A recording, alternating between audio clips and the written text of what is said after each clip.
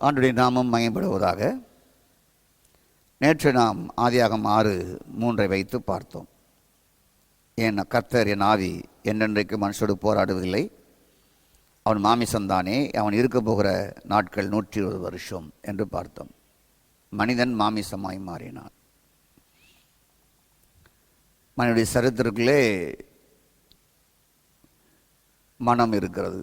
அந்த மனம் பாவ பிரமாணத்திற்கு அடிமையாக இருக்கிறது என்பதை 7:23 ரோமர்லேருந்து நம்ம பார்த்துட்டு வந்தோம். உள்ள ஒரு பாவ பிரமாணம் இருக்குது. அதுதான் இந்த மனம் வழியாக இந்த சரத்தை பாவத்துக்குள்ளே தள்ளுதுங்கிறத நல்ல திருப்தியாக நேற்று உங்களுக்கு போஷித்தேன். இந்த பக்கம் ஆவின் காரியம் நடக்குது. ஆவின் எழுப்புதல், ஆவியின் ஜெபம், கட்டவிழுக்கிற ஜெபம், உபவாசம், காத்திருப்பு, கம்பெனிக்கு ஒரு 3 நாள் உபவாசிப்பது, எல்லாமே இது நடக்குது. ஆனால் இந்த பக்கம் ஒரு மாமிசம் நடக்குது. ஜாதி, இனம், உணர்வு, அதெல்லாம் தானாகவே அது பாடல இது இயங்குது. அப்படி களியாட்டங்களை பார்ப்பது, சின்னத்திரையை பார்ப்பது, எல்லாத்தையும் பார்ப்பது, அப்புறம் வாயடிப்பது, நக்கல் பண்ணுவது, ஸ்தோத்திரம், நையாண்டி பண்ணுவது, ஸ்தோத்திரம். அடுத்தபடியாக மனம் போல வாழ்வது, விரும்புவது, இதெல்லாம் இந்த பக்கம் ஒரு பக்கம் நடக்குது. இது சர்ச்சுக்குள்ளே இது நடக்குது, வாழ்க்கையில் வீட்டுக்குள்ளே இது நடக்குது. அதை மாமியார் பிடிக்கல, புருஷனை பிடிக்கல, மனைவி பிடிக்கல, பிள்ளையை பிடிக்கல, அப்பாவை பிடிக்கல, அம்மாவை பிடிக்கல, சபையை பிடிக்கல, போதகரை பிடிக்கல, விசுவாசியை பிடிக்கல. இது இந்த பக்கம் நடந்துக்கிட்டே இருக்கு. இதை நான் நேற்று கிளியராக உங்களுக்கு சொல்லிட்டேன். 2 நடக்குது. இதுக்கு மிஞ்சியும் நடக்குது. கள்ள உறவுகளும் வந்து விடுகிறது சிலருக்கு. சரி, நான் முழுவதும் ஒரு ஆவிக்குரிய சத்தியத்தை விரும்புகிறேன். இதை நான் பிரசங்கித்துக் கொண்டு வருகிறேன். நான் ஒரு பெந்தெகோஸ்தை போதகர். பெந்தெகோஸ்தை சத்தியத்தை நான் முழுமையாக நம்புகிறவன், அதை பிரசங்கிக்கிறவன். அதே வேளையில் லைஃப் இன் கிரைஸ்ட்டை ரொம்ப லைக் பண்ணுறவன், அதை போதிச்சுட்டு இருக்கிறேன். கிறிஸ்துவுக்குள் வாழுதல், கிறிஸ்து உனக்குள் வாழுதல், வார்த்தையின்படி வாழுதல், விசுவாசத்தோடு வாழுதல் என்கிறலையும் அதை டீப்பாக ஒரு 5 இயர்ஸாக நான் இதை போதிச்சுட்டு வரேன். ஸ்தோத்திரம். ஆகவே ஆவியின் ஆராதனை, ஆவியின் ஜெபம், இதெல்லாமே நமக்கு சுற்றிலும் இருக்கிறது, விசுவாசிப்பதும் இருக்கிறது. நம்மை நாமே அறியாமலேயே, என்னையும் சேர்த்துதான் சொல்லுகிறேன், நம்மை நாமே அறியாமலேயே மாமிசத்தில் செயல்படுகிறது இருக்கதா கொஞ்சம் யோசித்து பாருங்களேன். உங்கள் ஜெபத்தில் கொஞ்சம் திங்க் பண்ணி பாருங்களேன். உங்கள் லைஃப் ரொம்ப ரொம்ப மாற்றம் அடையும். நான் இன்றைக்கி மாமிசத்தில் நான் செயல்பட்டேனா? நான் மாமிசத்தில் நான் எதெல்லாம் தேடினேன்? என் மாமிசத்தில் நான் என்ன தான் பேசினேன்? என் உணர்வு என்ன பண்ணுது? என் உணர்ச்சி என்ன சொல்லியது?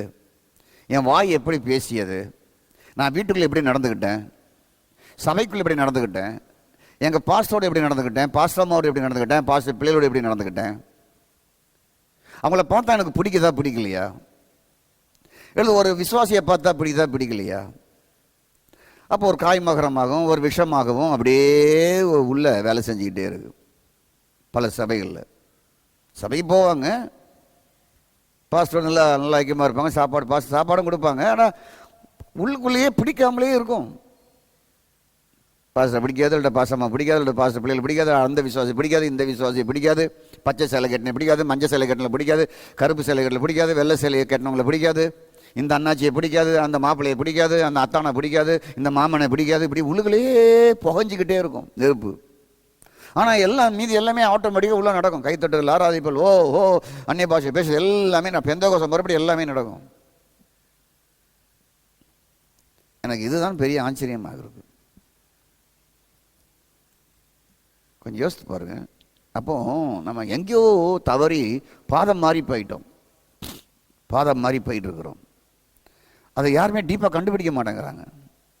கண்டுபிடிச்சிட்டோம்னா எல்லா குழப்பமே தீர்ந்துட்டுங்க. தேசத்துக்கே எழுப்புதல் வந்துட்டு, தேசமே மாறிட்டுன்னு அர்த்தம். அதான் எழுப்புதல். ஸ்தோத்திரம். அப்போ உங்களை நீங்களே அறியாமல் மாமிசத்தில் செயல்படுவது அத்தனையும் இருக்கிறது. இது பெரிய ஆச்சரியம். அது எப்படி நடக்கணும் உங்களுக்கே தெரியல. அது மாதிரி நடந்துக்கிட்டே இருக்கு. ஏன்னா உள்ள பாவத்திற்கு சரியாக்கப்பட்டு உள்ள இருக்குது. பாவத்துக்கு சரியாக்கப்பட்டு அறிவு மரத்தினுடைய கனி உள்ள இருக்கு. அது முற்றிலும் வெளியே ஏறல. அதுக்கு தான் இந்த ரெவலேஷனுக்குள்ள நீங்கள் வாழணும் அப்படிங்கிறேன். நான் இந்த லைஃப் இன் கிரைஸ்டில் நீங்கள் வளரணும் அப்படிங்கிறேன். கிறிஸ்துவை தரித்து கொள்ளணும் அப்படிங்கிறேன். புது மனுஷனை நான் தரித்திருக்கிறேங்கிற வாழ்வுக்குள்ள வரணும். நான் கிறிஸ்துவுக்குள் புது சிருஷ்டியாக இருக்கிறேங்கிற வாழ்வுக்குள் வரணும். ஆவின்படி நடக்கிறவன் தேவனுடைய புத்திரராக இருக்கிற அந்த அனுபவத்துக்குள்ள வரணும். கிறிஸ்துவின் ஆவி உடையவனாக இருக்கணும். கிருபையின் சத்தியம் எனக்குள் வாசம் பண்ணுகிற அந்த நல்ல அனுபவத்தோடு இருக்கணும்.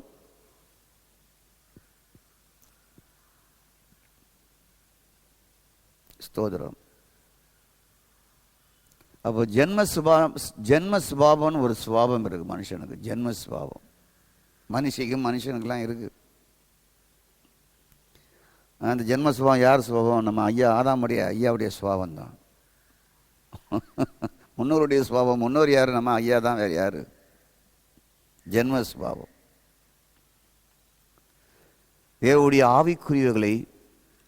தேவனுடைய ஆவிக்குரியவைகள் அத்தனையும் புரியாத புதிராக அவங்களுக்கு இருக்கும். கண்ணில் காட்டில் கண்ணை கட்டி விட்ட மாதிரி இருக்கும் ஜென்ம சுபாவம் உள்ளவர்களுக்கு. கர்த்தருக்கு ஸ்தோத்திரம். ஆகவே இந்த ஆவிக்குரியவைகள் புரியாத ஒரு புதிராக செயல்படும் புரியாத ஒரு புதிராக இருக்கும் பொழுது மாமிசத்தில் செயல்படுவது அத்தனையும் வந்துடுது. வாசிப்போமா? 1 Corinthians chapter 2 verse 14. 1 Corinthians chapter 2 verse 14. ஜென்ம சுபாவமான மனுஷனாலே தேவனுடைய ஆவிக்குரியவைகளை ஏற்றுக்கொள்ளான். அவைகள் அவனுக்கு பைத்தியமாக தோன்றும். அவைகள் ஆவிக்கேற்ற பிரகமாய் ஆராய்ந்து நிதானிக்கப்படுகிறனாலே அவைகளை அறியவும் மாட்டான். ஆவிக்குரியவன் எல்லாவற்றையும் ஆராய்ந்து நிதானிக்கிறான். ஆனாலும் அவன் மற்றொருவனாலும் ஆராய்ந்து நிதானிக்கப்படான். புரியுதா? இப்போ நான் ஸ்பிரிச்சுவல் லைஃப்பை பற்றி பேசிகிட்டு இருக்கிறேன். லைஃப் இன் கிரைஸ்டை பற்றி பேசிகிட்டு இருக்கிறேன். உங்களுக்குள்ள ஒரு கிருபையின் சத்தியமானவர் வாசம் பண்ணுகிறார் என்பதை பற்றி பேசிக்கிட்டு இருக்கிறேன். நீங்கள் புதிய மனுஷனை தரித்திருக்கிறீர்கள் என்ற அந்த அனுபவத்தோடு நான் பேசிக்கிட்டு இருக்கிறேன். ஜென்ம சுபாவம் உள்ள மனுஷன் ஆவிக்குரியவர்களை ஏற்றுக்கொள்ளவே மாட்டான். இது அவங்களுக்கு வந்து ஒரு புலப்படவே படாது. இது அவன் மனம் இதை கேட்கவே விடாது. இது செவிடங்காலில் சங்கோதனம் மாதிரி இருக்கும். கேட்டு அவங்க பாட்டில் போய்கிட்டே இருப்பாங்க. இதெல்லாம் தூக்கி பாடு, குப்பையில் போடு, இதெல்லாம் ஒரு சத்தியமா அப்படின்னு சொல்லி அவைகள் பைத்தியமாக தோன்றும். ஆவிக்கேற்ற பிரகாரமாய் ஆராய்ந்து நிதானிக்கப்படுகிறவைகளானதால் அவைகளை அறிய மாட்டான். இதை ஆவிக்குரியவைகளாய் நிதானித்து அறியணும். அதை அறிவதற்கு இந்த அறிவு வேலை செய்யாது. ஏன்னா அறிவு மரத்தினுடைய இயல்பு உள்ள இருக்கு, சர்ப்பத்தின் இயல்பு உள்ள இருக்கிறதுனால. ஸ்தோத்திரம். இது ஆவிக்கேற்ற பிரகாரமாய் ஆராய்ந்து நிதானிக்கப்படுகிறது, இல்லாமல் போய்விடுகிறது. இதுதான் லைஃபு, இதுதான் உண்மை என்கிறத நிதானிக்கப்படாமலே போய்விடுகிறான், அறிய மாட்டான். ஆனால் ஆவிக்குரியவன் என்ன செய்கிறான் என்றால், லைஃப் இன் கிரைஸ்டுக்குள்ள இருக்கிறவன் என்ன செய்கிறான் என்றால் ஆராய்ந்து நிதானிக்கிறான். ஆனாலும் அவன் மற்ற ஒருவனாலும் ஆராய்ந்து நிதானிக்க முடியாது. மற்ற ஒருவனாலும் இவனை ஆராய்ந்து நிதானிக்க முடியாது.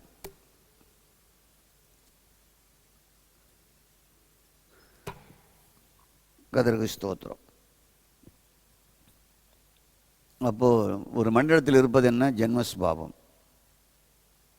அதனால் ஆவிக்குரியவைகள் அறிய முடியாத ஒரு புதிராக இருக்கும்.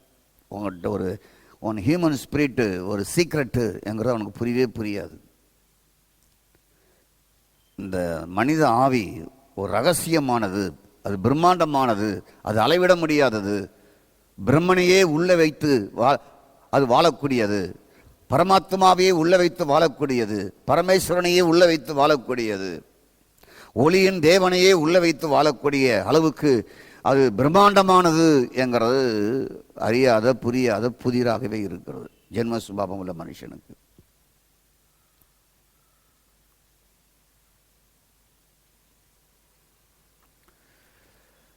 கர்த்தருக்கு ஸ்தோத்திரம் உண்டாவதாக. அப்போ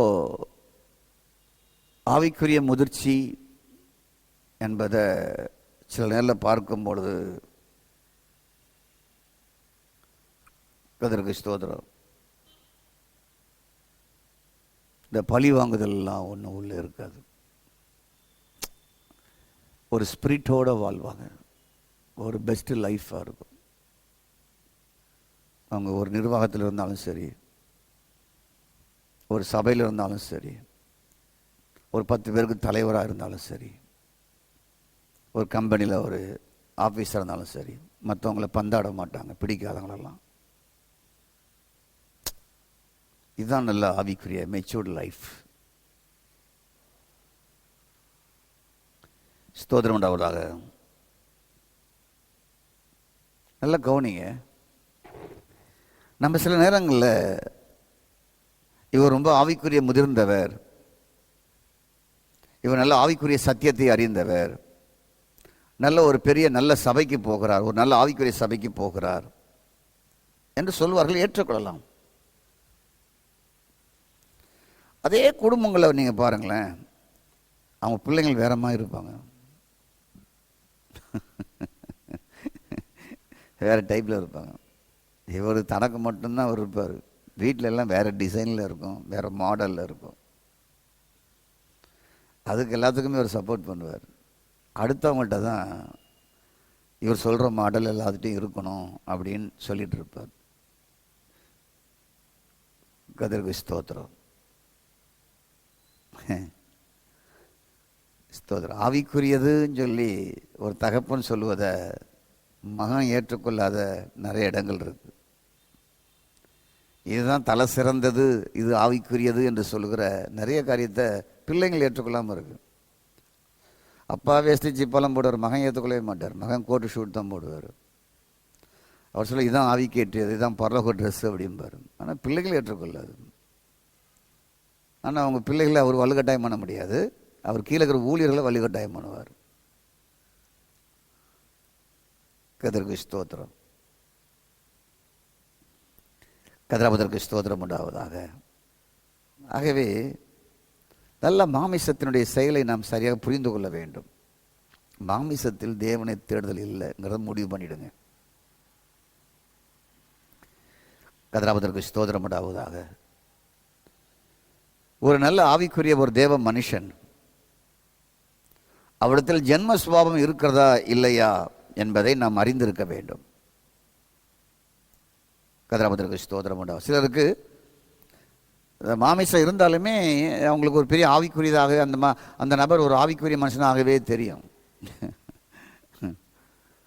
கர்த்தருக்கு ஸ்தோத்திரம். மாமிசத்தில் நன்மை எதுவும் இல்லை என்பதை புரிந்து கொள்ளுங்கள். நம்முடைய ஆத்மாவில் உள்ள மனம், அறிவு, புத்தி, யோசனை, எண்ணம், அறிவு, பிரைஸ் காட், இதில் எந்தவுமே நன்மை எதுவுமே இல்லை. மாமிசத்துக்கு ஏற்றபடி செய்கிற காரியத்தில் எதுலேயுமே நன்மை இல்லை. நல்லா புரிந்து கொள்ளுங்க. மாமிசத்தில் ஏற்றுக்கொள்ளுகிற செயல்படுத்துகிற எதுலேயுமே ஒரு நன்மை கிடையாது. கர்த்தருக்கு ஸ்தோத்திரம் உண்டாவதாக. இந்த மனிதன் வழியாக சில செய்கிற காரியங்கள் பாவமாக இல்லாமல், தவறாக இல்லாமல், கெட்டதாக இல்லாமல் இருக்கலாம். நல்லதை செய்கிறதுனால நல்லதுன்னு ஏற்றுக்கொள்ள முடியுது. உங்களுக்கு புரியுது? உங்களுக்கு எப்படி புரியுது? இந்த சரத்தின் வழியாக, மனம் வழியாக சில நல்ல காரியங்கள்லாம் செய்வாங்க. பாவத்தை செய்ய மாட்டாங்க, தவறு செய்ய மாட்டாங்க, கெட்டது செய்ய மாட்டாங்க. ஸ்தோத்திரம். இவங்களோட நல்ல காரியங்கள் இருக்கு. இவங்களோட நல்ல காரியங்கள் இருக்கிறதுனால ஸ்தோத்திரம் உண்டாவதாக ஏற்றுக்கொள்ள முடியுமா அப்படின்னு ஒரு கேள்வி எழுப்பினா ஏற்றுக்கொள்ள முடியாது.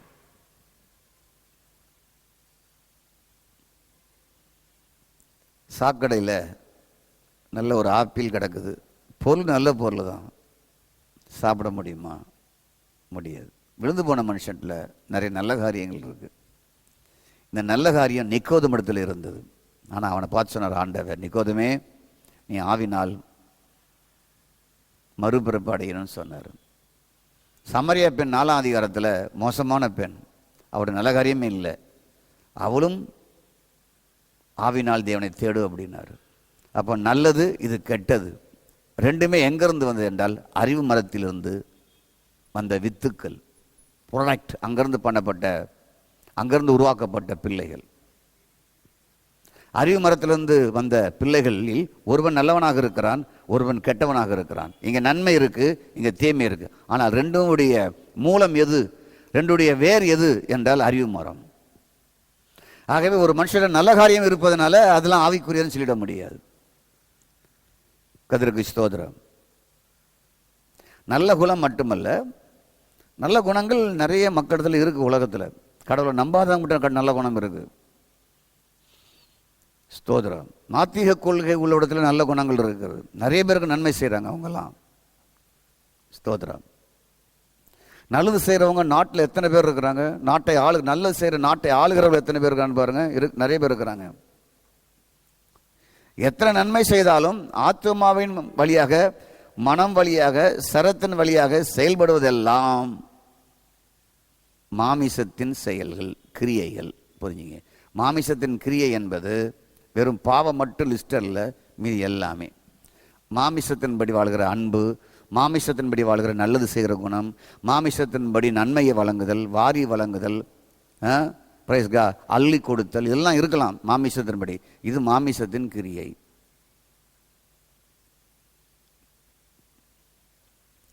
கர்த்தருக்கு ஸ்தோத்திரம். அப்போ ரோமர் 8:14 வாசிக்கும் பொழுது, ரோமர்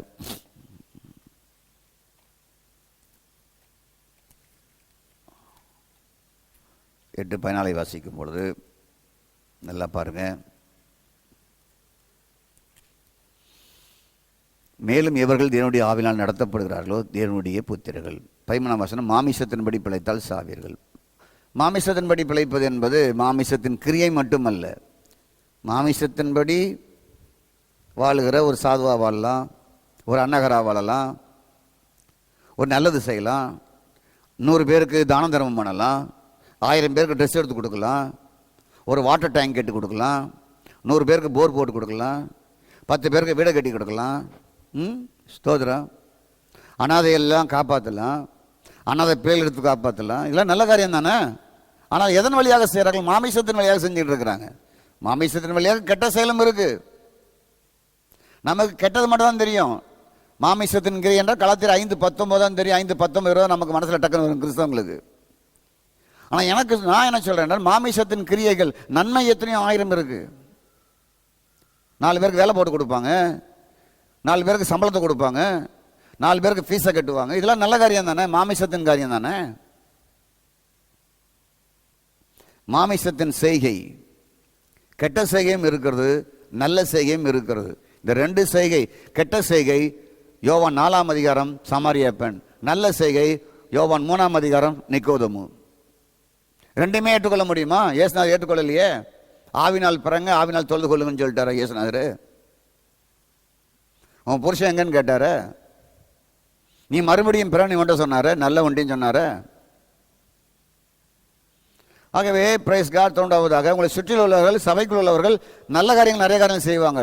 அதனால் அவங்க ஆவிக்குரியவங்க நீங்கள் மெச்சிட முடியாது. ஆவிக்குரியவர்கள் என்று சொல்வது வேற, உங்களுக்குள்ள இயேசு வாழ்வது, நீங்கள் அவருக்குள் வாழ்வது. இது difference on life. Life in Christ, கிறிஸ்துவுக்குள் வாழ்கிற ஒரு வாழ்க்கை. இது தெளிவுபடுத்தி மக்களுக்கு சொல்லிக் கொடுக்கணும். சபைக்குள்ளேயுமே நல்லது செய்கிற நிறைய பேர் இருக்கிறாங்க. கிறிஸ்மஸ் வந்தால் 10 பேருக்கு ட்ரெஸ் எடுத்து கொடுப்பாங்க. ஸ்தோத்திரம். அவர்கள் மனம் திரும்பி தான் செய்தார்களா என்றால் ஒரு சந்தேகமாக வந்துடும் நமக்கு. எதை வந்தோம் கொடுப்போம். இப்போ எங்களுடைய சர்ச்சுக்கு 25 வருஷமாக ஒரு பிராமின் குடும்பத்தை சேர்ந்தவர் ஒரு பையன் நிறைய ட்ரெஸ் வாங்கிட்டு வருவார். ஃபாதர் ஏழைகளுக்கு கொடுங்கன்னு சொல்லி, பெரிய பிள்ளைங்களுக்கு ஃபேண்டு, சின்ன பிள்ளைங்களுக்கு சட்டை, பிறக்கிற குழந்தைக்கு சட்டை, 5 வயசு பிள்ளைங்களுக்கு சட்டை, ஒரு வாலிப பையனுக்கு சட்டை, எல்லாமே அப்படியே ஒரு செட்டை வந்து கொடுத்துட்டு போவார். இது ஏழைகளுக்கு கொடுங்க அப்படின்னு சொல்லி கொடுப்பார். கர்த்தருக்கு ஸ்தோத்திரம். இது நல்ல குணம், நல்ல மாமிச சுபாவம், நல்ல சுபாவம், நல்ல சுபாவம். 25 வருஷமாக செஞ்சுட்டு இருக்கிறார். இன்னும் 2 வருஷம் நேவியில் இருப்பேன், அப்புறம் நான் ரிட்டையர் ஆகி போயிடும் ஃபாதர் அப்படின்னாரு. கர்த்தருக்கு ஸ்தோத்திரம். நல்லா கவனிங்க. கர்த்தருக்கு ஸ்தோத்திரம் உண்டாவதாக. அப்போது நல்ல காரியங்கள் நம்மிடத்தில் இருக்கிறது, நாம் இல்லை என்று சொல்லவில்லை. ஆனால் நாம் அதை யோசித்து பார்க்க வேண்டும். நல்ல மனம் அல்ல, நல்ல காரியம் செய்வதல்ல, கர்த்தருக்கு ஸ்தோத்திரம் உண்டாவதாக, அல்லது மாமிசத்தின் இயல்பாக தவறு செய்வதல்ல, அதல்ல கிறிஸ்தவ வாழ்க்கை. கிறிஸ்தவ வாழ்க்கை என்பது ஒரு ஆவின்படி நடக்கிற வாழ்க்கை. ஆவின்படி நடக்கிற வாழ்க்கை என்றால் கிறிஸ்துவின் ஆவி உங்களுக்குள் இருந்து உங்களை இயக்குவதாகும். அவர் உள்ளே இருந்து பாவத்தை ஆளுகை செய்கிற பாவ பிரமாணத்தை அவர் உள்ளே இருந்து அழிக்கிறார் என்பதை நீங்கள் புரியுங்கள். கர்த்தருக்கு ஸ்தோத்திரம். இயேசு இல்லாத நல்லவர்கள் நிறைய பேர் இருக்கிறாங்க. எனக்கு நிறைய ஃப்ரெண்ட்ஷிப் இருக்கிறாங்க. இயேசு இல்லை, ஆனால் ரொம்ப நல்லவங்க. அவங்களுடைய இயேசு தான் இல்லை, ரொம்ப நல்லவங்க, ரொம்ப மதிப்பு இருக்கிறவங்க, ரொம்ப உண்மையாக இருக்கிறவங்க, ரொம்ப நேர்மையாக இருக்கிற, ரொம்ப ஜெனியூனாக வியாபாரம் பண்ணுறவங்க, ரொம்ப ரெஸ்பெக்டாக வியாபாரம் பண்ணுறவங்க. கர்த்தருக்கு ஸ்தோத்திரம். எனக்கு இஸ்லாம் நண்பர்கள் இருக்கிறார்கள், இந்து நண்பர்கள்லாம் இருக்கிறாங்க. அவங்களுடைய கடைகளுக்கு போனால் ரொம்ப ஜெனியூனாக ரெஸ்பெக்டாக நடத்துவாங்க. டக்குன்னு விலையை ரெடியூஸ் பண்ணி அப்படியே கொடுப்பாங்க, ஃபாதர் அப்படின்னு சொல்லி. ஸ்தோத்திரம். அப்போ ஆவியில் நடத்தப்படுதல் இல்லாவிட்டால் எது நல்லதாக இருந்தாலும் அது மாமிசத்தை சார்ந்ததுங்கிற ஒரு புதிய பாடத்தை கற்றுக் கொடுக்குறவங்களுக்கு இன்னைக்கு. ஸ்தோத்திரம். சதனா தமிழ்நாட்டில் ஒரு மிகப்பெரிய பணக்காரர், காலையில் அவங்க வீட்டுக்கு வரவங்க எல்லாருக்குமே ஏழைகளுக்கு 1/2 லிட்டர் பால் கொடுக்குற பழக்கம் உண்டு. மிகப்பெரிய கோடீஸ்வரர், நிறைய மாடுகளை வளர்க்குறார். அந்த கிராமத்தை சுற்றில வந்தவங்க ஏழைகள் வந்து கேட்டு 1/2 லிட்டர் பால் கொடுப்பார் இலவசமாக, குழந்தைங்களுக்கு கொடுக்குறாரு. ஆகவே நல்ல காரியங்கள் மனுஷன் 1000 இருக்கிறது. நாட்டுக்கு சுதந்திரம் வாங்கி கொடுத்தவர்களுக்கு நல்ல காரியங்கள் இருக்கிறது. நாட்டை ஆளுகிறத்தில் நல்ல காரியங்கள் இருக்கிறது. எத்தனை பாலம் கட்டி இருக்கிறாங்க, எத்தனை டேம் கட்டி இருக்கிறாங்க, எத்தனை ரோடு போட்டிருக்கிறாங்க, எத்தனை ஏழைகளுக்கு தான தர்மம் பண்ணுறாங்க, நல்ல காரியங்கள்லாம் இருக்குது. ஆக நல்ல காரியம் செய்கிறதுனால எல்லாமே ஆவிக்குரியதாக மாறிடாது. ஆவின்படி நடத்தல் என்பது வேறங்க. ஆவின்படி நடப்பது என்பது கிறிஸ்து உனக்குள்ள வாழ்வது. இனி நான் அல்ல, அவர் எனக்குள் வாழ்கிறார். நான் அவரை தரித்து இருக்கிறேன், அவரை நான் உடுத்தி இருக்கிறேன். நான் ஒரு புது மனுஷன், நான் புதிய மனுஷனை தரித்து இருக்கிறேன். நான் கிறிஸ்துவுக்கு உள்ள புது சிருஷ்டியாக இருக்கிறேன். பழையவைகள் ஒளிந்து போய்விட்டது. அந்த மனிதனுக்குள்ள வருகிற நற்கனிகள் தான் ஆவிக்குரியவைகள்.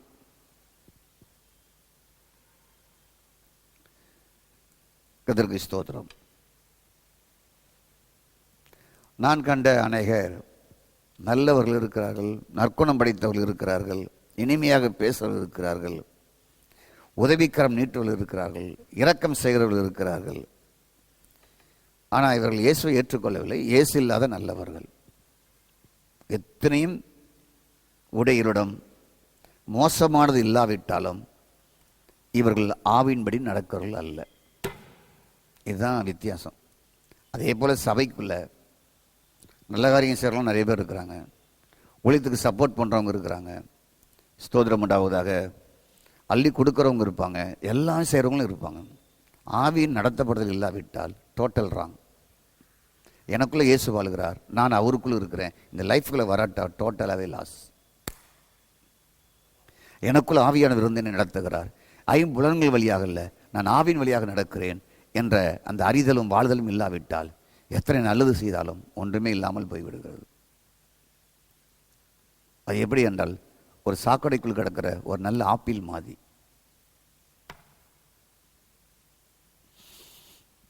ஸ்தோத்திரமுடாவதாக. அப்போ இந்த நல்ல காரியங்கள்லாம் எப்படி நடக்குது? மாமிசத்தில் உள்ள இருதயம் இருக்குது அல்லவா, ஆத்மா இருக்குல்லவா, அதனுடைய அந்த ஆத்மாவுடைய அன்பினாலும் நற்குணத்தினாலும் நல்ல காரியங்கள் நடக்கிறது. நான் ஏற்கனவே சொன்ன பதில், நாட்டுக்கு சுதந்திரம் வாங்கி கொடுத்தவங்க நல்லது எத்தனை செஞ்சுருக்கிறாங்க. உயிரை கொடுத்துருக்குறாங்க, சொத்தை கொடுத்துருக்குறாங்க, தங்களே அழிச்சிருக்கிறாங்க. நல்லவர்கள். அவருடைய தியாகத்தை மறக்க முடியாது. அந்தமான் தீவுக்கு போங்க, அங்கே இருக்கிற சிறைச்சாலையை போய் பாருங்க. ஆயிரக்கணக்கான உயிர் நீத்தருடைய பேரெல்லாம் அச்சிடப்பட்டு அப்படியே கல்லால் செதுக்கி வைக்கப்பட்டு இருக்கு. பயங்கரமாக இருக்கும். சுதந்திர போராட்டத்திற்கு வட மாநிலத்தை சேர்ந்தவர்கள், சிங் மதத்தை சேர்ந்தவர்கள் இவ்வளோ பேர் உயிர் கொடுத்துருக்காங்கல்ல, பயங்கரமாக இருக்கும். பல ஆயிரக்கணக்கான மக்கள். அநியாயமாக கொல்லப்பட்டவர்கள் இருக்கிறாங்க, தியாகத்துக்காக உயிர் நீத்தவர்கள் இருக்கிறாங்க. அப்போ இவர்கள் தியாகம் செய்தது, சுதந்திரம் வாங்கி கொடுத்தது எங்கிருந்து வந்தது? மனதிலிருந்து வந்தது. மனதிலிருந்த நல்ல காரியங்கள், மனதினால் நடத்தப்படுவது, மனதுடைய விருப்பத்திலிருந்து வந்தது. அப்போ நல்லது கெட்டது எங்கேருந்து உருவாகிறது? மனதிலிருந்து உண்டாகிறது. நாம் பார்க்கிற உலகத்தில் எத்தனையோ கெட்டவர்கள் இருக்கிறார்கள், தீமை செயல்கள் இருக்கிறார்கள். அதெல்லாம் எங்கேருந்து வருது? இங்கேருந்து தான் வருது. ஸ்தோத்திரம். அப்போ மனதின் வழியாக சரத்தின் செயல்பாடுகள், நல்லது கெட்டது நடக்கிறது, சரத்தின் வழியாக செயல்படுகிறது. இது எல்லாமே மூலம் நன்மை தீமை என்ற அறிவு கனியின் வழியாக வருகிற வாழ்வு. கர்த்தருக்கு ஸ்தோத்திரம். புரியுதா உங்களுக்கு? இந்த வாழ்வு ஆவிக்குரிய வாழ்வு அல்ல. ஆவின் இடத்துலங்கிற வாழ்வு அது கிரைஸ்ட் உங்களுக்குள்ள இருந்து உங்களோடு அவராக உங்களை வாழ வைக்கிறார். அப்போ நல்ல செயல் கெட்ட செயல் எங்கிருந்து வருகிறது? இரண்டுமே மனதிலிருந்து வருகிறது. ஆத்துமா, இதயம், மனம் வழியாக வருகின்ற எதுவும் தேவனை தொட முடியாது. ஆத்துமா, மனம், சரீரம் வழியாக எத்தனை நல்லதை இந்த பூமியில் ஒரு மனிதன் செய்தாலும் அதன் வழியாக தேவனை தொட முடியாது. நீங்கள் நல்லவர்தான் அல்லது கெட்டவர்தான் இருக்கலாம். இதெல்லாம் நல்லது கெட்டது மனதிலிருந்து வந்தவைகள். கர்த்தருக்கு ஸ்தோத்திரம். ஆகவே கர்த்தருக்கு ஸ்தோத்திரம். மனம் நல்லதையும் கெட்டதையும் செய்யக்கூடிய ஒரு மனம் இருக்கிறது. ஸ்தோத்திரம். இந்த மனம் இந்த சரத்தின் மூலமாக அதை செயல்படுத்துகிறது. ஆகவே மனம் வழியாக நன்மையும் தீமையும் துச்செயலையும் எல்லாம் செய்ய முடியும். இந்த மனம் வழியாகத்தான் ஒரு மனிதன் தேவனை தேடுவான் என்றால், சரத்தின் வழியாக தேடுவார்கள் என்றால் அதில் அவரை தொட முடியாது, நெருங்க முடியாது, இணைய முடியாது. இதைத்தான் நிக்கோதேவிடத்திலையும் சமாரியா படத்திலையும் சொன்னார். நீங்கள் 2 பேரும் மாறிட்டு வாங்க என்றார், நல்லவர்களையும் கெட்டவர்களையும். கர்த்தருக்கு ஸ்தோத்திரம். ஆகவே என் அருமையான கர்த்தருடைய பிள்ளைகளை, மனதின் வழியாக சரத்தின் வழியாக எத்தனை நல்லதாக இருந்தாலும் அதன் வழியாக தேடுதல் இல்லை. கண்களை மூடி ஜெபிப்போம்.